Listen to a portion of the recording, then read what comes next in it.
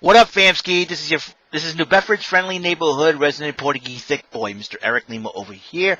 You are watching yet another video episode from my secondary YouTube channel vlog, in which I present to all of you my sentimental thoughts come from my heart and my soul, and my mental oddball shenanigans come from the mind and brain. This is EML77 TV, episode number 951. We're 49 episodes away from 1,000, and we're gonna get right to it. I got another episode I need to do because it's very important that I do it. So let's get this. So let's get down to brass tacks. As last night, you see NXT Halloween Havoc hosted by the lovely Shotzi Blackheart, and some dude playing guitar to Damien Priest's theme, and everybody joked that it was the return of Man Mount Rock, but a guy could shred on the guitar. Where was he when the little Elias? You know what I'm saying? So, as we get Damian Priest, he was set to defend the North American title against Johnny Gargano, so he was ready to go in the ring. But then, Shotzi Blackheart spun the wheel and stopped at the Devil's Playground matchup, which means basically no count out, no disqualification, anything goes.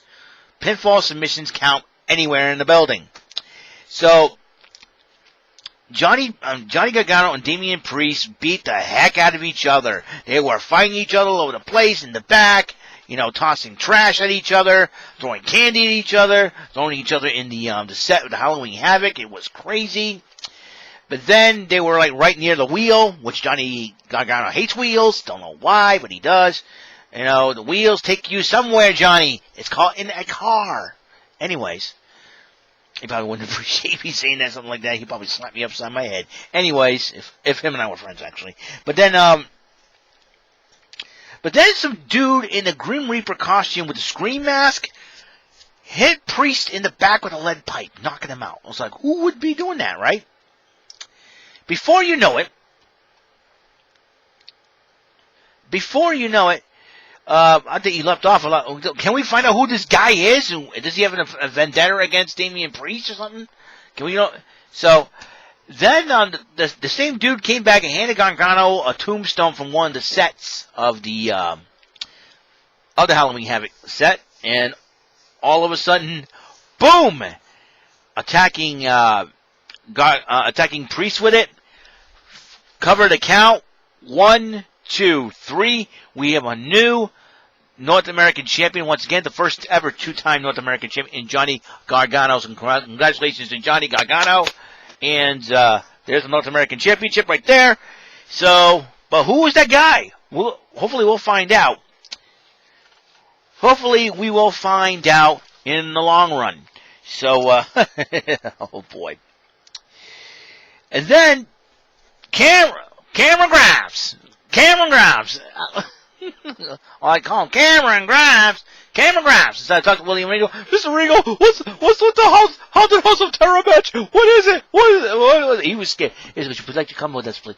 William Regal probably couldn't wait to get Cameron Grimes out of the NXT arena, and because he's scared of facing Dexter Loomis in the Haunted House of Terror matchup. He was so scared. So, would you come up? You go out this way. Come on. Scared out of his mind. Hey, it could be worse. He could be facing The Undertaker. You never know, right? And so, that rat dude, Pat McAfee, or somebody calls him Patricia McAfee, which I think is pretty funny. Pat McAfee, with the new tag team champions, Oney Lorcan and Danny Burch in the ring, he explained, he laid it all out. He laid it out on Twitter. He laid it all out on NXT. He berated the wrestling fans, the wrestling community. I'm like, somebody got to slap this guy upside his head. And if he makes fun of the Patriots, I hate him even. I don't like him even more. I don't want to say I hate him. I don't like saying I hate people. People hate me, that's fine. But me saying I hate others, it's too strong. I don't like him. I don't like his attitude. I didn't like the way he treated people, especially Adam Cole, and all that good stuff. So, anyways, he berated everybody, including everybody in the building, and he said he paid Rich Holland off to take out Adam Cole. And once that happened, and then he asked Danny Burch and Oney Lorcan originally to help him out in his quest, and they turned him down. Okay, they turned him down at first. Then they lose the match in the Undisputed Era in the number one contenders matchup, and they decided to call him back and say, "Hey, let's work the deal out." So they worked the deal out. where they took out the Undisputed Era, Roderick Strong, and Bobby Fish. And, Kyle O'Reilly's saying he's being a good little soldier, as McAfee mockingly say it. Decided to stick with his brothers, and so they took, and then they screwed Breezango out of the belts.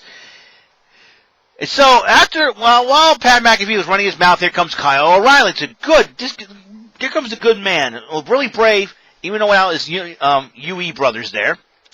The Undisputed Era, again, reminds me more of a brotherhood, a family. They're more than just a faction, a stable. They are a band of brothers. They are family. That's the brotherhood. That's what I consider. That's what I consider the Undisputed Era. He was standing up for his brothers. It was 3-on-1, and then Pete Dunne came up. I'm like, wait a minute, wasn't he NXT UK not too long ago? And he wasn't being seen around since March, because I remember the last 3 weeks ago he was on NXT UK refereeing a match between Noam Dar and I forgot who it was. I think it was Flash Webster. I forget who fought Noam Dar in that Heritage Cup match. No, it was Alexander Wolf. That's right, Alexander Wolf. And then a couple of weeks later, he teamed up with Ilya Dragunov against the Imperium team. So I figured, I said, how in the world did he get? So I said, he had to fly 2 weeks earlier and had himself, because if he can do that, there's a pretty good chance that Jordan Devlin could come down to NXT in the States and challenge Santos Escobar for the Cruiserweight title.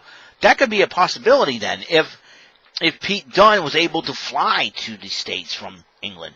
I know Jordan Devlin lives in Ireland, and if he goes to NXT UK, maybe that's a pretty good chance. So we'll see what happens. More on Escobar. So, anyways, so Pete Dunne arrives, and he's got 2 steel chairs in his hand. He hands one to Kyle O'Reilly. Figured I'll help you out. Oh, okay. All right, okay. We got an honorary member of the Undisputed Era, no problem. All of a sudden, right, I think they were telling him to put the chair down, fight us like a man. Drops the chair down. Kyle O'Reilly says, let's go. Pete Dunne, wham! Hits Kyle O'Reilly in the back, and I'm going, oh my gosh. Don't tell me he's on the take with Pat McAfee. Sure enough, he was. And then it made sense to me. It kind of made sense because a couple of years ago in the Dusty Rhodes Tag Team Classic, Roderick Strong betrayed Pete Dunne to join forces with the Undisputed Era and win the tag team titles and the Dusty Classic. Pete Dunne wanted payback. I think Pat McAfee must have reminded him of that, and plus Pete Dunne lost to Adam Cole at Survivor Series 2019 for the NXT Championship. Boom, there you go. So Pete Dunne has aligned himself with Lorcan, Birch, and McAfee. That's a pretty good stable so far. I got to give McAfee a lot of credit. 3 talented dudes. But I'll tell you one thing, Adam Cole's got to be spitting mad, man, full of P&V. I would not be surprised if the Undisputed Era would challenge them to a battle of war games. May not happen this year. May not happen this year. I don't know what the heck is going on. So I was kind of shocked that Pete Dunne would do that. And, oh boy. This is going to get bowling shoe ugly between the Undisputed Era and Pat McAfee. I wouldn't be surprised if they have a War Games elimination matchup where if you're eliminated, you head back to the locker room like a Survivor Series deal. But here's the thing. I like to see that happen so that way when Pat McAfee's all alone, he'll be surrounded by the Undisputed Era. And Pat McAfee's going to get his courtesy of Adam Cole, baby! And that, my friends, is undisputed. That's all I'm going to say on that. All right, so Cameron Grimes, once again, I like that saying that name. Cameron Grimes, gonna take it to the moon. Cameron Grimes. William Regal, Cameron Grimes is yammering on and on, being scared of going to the Haunted House of Terror match against Dexter Loomis, who's probably creepy as hell. Heck and get out. And then all of a sudden, Regal finally gets, where are we going? There's a van, we'll be waiting for you outside. All of a sudden, Regal locks Cameron Grimes outside the Capitol Wrestling Center. I'm like, uh-oh, he's in trouble now. And then the van was pulling up, and then all of a sudden, Cameron Grimes, I'm riding shotgun. You see this creepy guy, out of the side of the van. Michael P.S. Hayes dancing to the Bad Street USA, and Michael P.S. Hayes cuts a little promo, and I don't know, hopefully to give Cameron Grimes some pep talk. So Cameron Grimes went in, and Cameron Grimes went in and the man takes off, and he's screaming his head off in the back. Cameron Grimes knows how to do one thing, that is run his mouth, and his big mouth has gotten him into trouble this time around. A non-title matchup, speaking of the Cruiserweight Champion, Jake Atlas went one-on-one with Santos Escobar. Great matchup. Jake Atlas fought all he could, but Legado del Fantasma gets involved. They beaten up Jake Atlas in the back without the referee looking, and then while Mendoza hit the loaded luchador mask, headbutting him in the ring, Santos Escobar pins him, 1, 2, 3. And like I said before, if Pete Dunne is able to fly to the States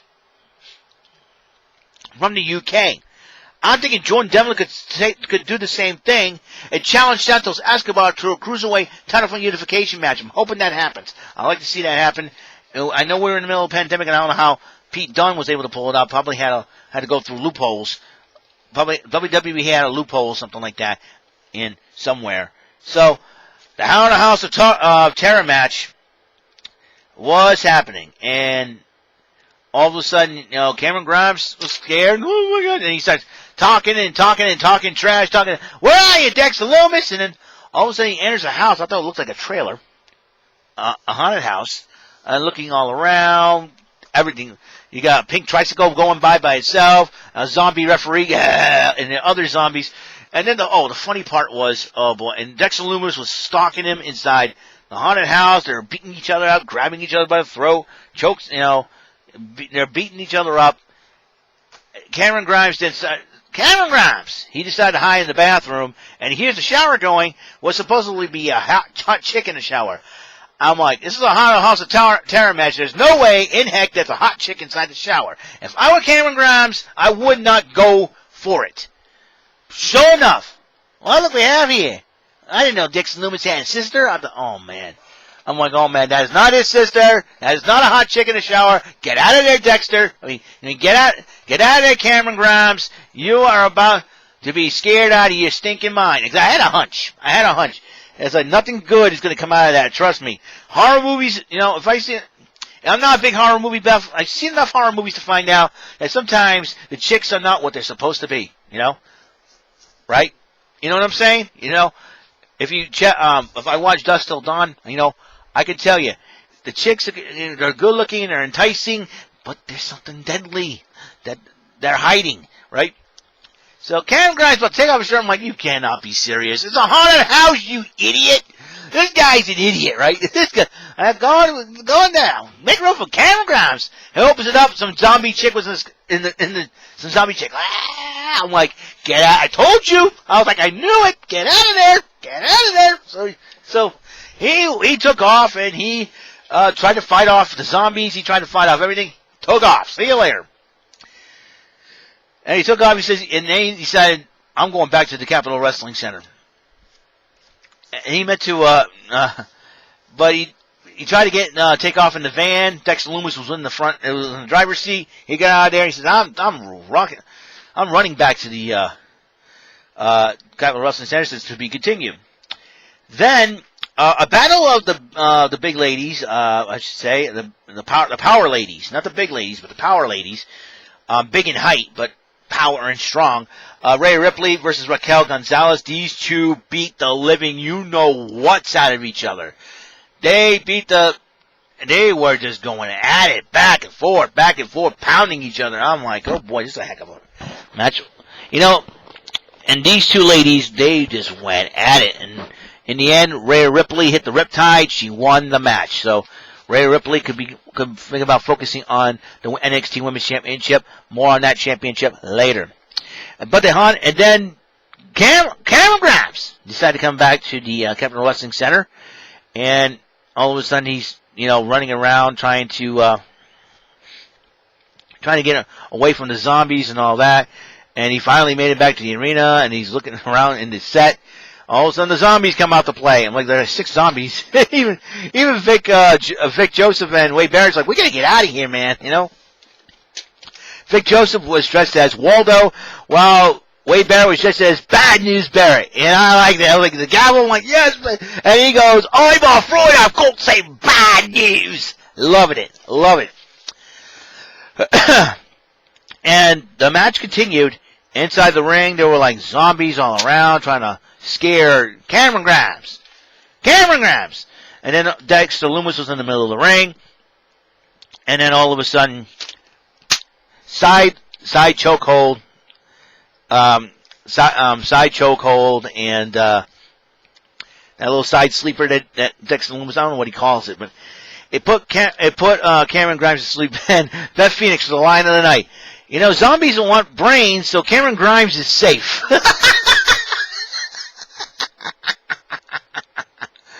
Yeah, because, you know, to find Cameron Grimes, hey, you find no brains, because he had none. He's been running his mouth. So, Cameron Grimes, a little lesson to you, my friend.